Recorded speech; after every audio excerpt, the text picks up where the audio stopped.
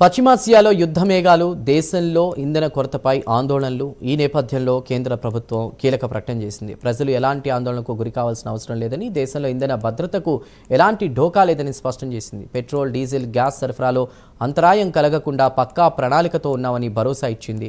కేంద్రం వెల్లడించిన గణాంకాలు ఈ భరోసాకు బలాన్నిస్తున్నాయి. దేశవ్యాప్తంగా ప్రస్తుతం దాదాపు 2 నెలలకు అంటే 60 రోజులకు సరిపడా ముడి చమురు నిల్వలు సిద్ధంగా ఉన్నాయని ప్రభుత్వం ప్రకటించింది.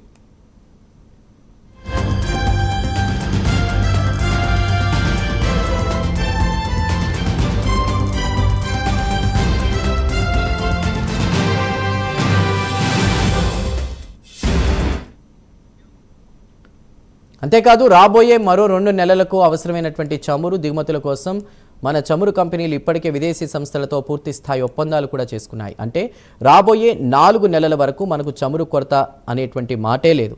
ఇక గ్యాస్ సిలిండర్ల విషయానికి వస్తే దేశంలో గ్యాస్ కొరత రాకుండా ఏకంగా 800 TMT ఎల్పీజీ కార్గోలు వివిధ దేశాల నుండి భారత్ వైపు ప్రయాణిస్తున్నాయి. ఇప్పటికే ఒక పూర్తి నెలకు సరిపడా ఎల్పీజీ నిల్వలను ప్రభుత్వం సిద్ధం చేసింది. ప్రస్తుతం దేశవ్యాప్తంగా ప్రతిరోజు సుమారు 50 లక్షల గ్యాస్ సిలిండర్లను డెలివరీ చేస్తున్నట్లు కేంద్రం తెలిపింది. అంతర్జాతీయంగా యుద్ధం కారణంగా సప్లై చైన్ దెబ్బతిన్నప్పటికీ భారత్లో ఇంధన భద్రతకు ఎలాంటి ముప్పు లేదని ప్రభుత్వం స్పష్టం చేస్తోంది. కాబట్టి ప్రజలు ఆందోళన చెందాల్సిన పని లేదు. అనవసరంగా పెట్రోల్ బంకుల వద్ద, గ్యాస్ ఏజెన్సీల వద్ద బారులు తీరవద్దని కేంద్రం విజ్ఞప్తి చేస్తోంది.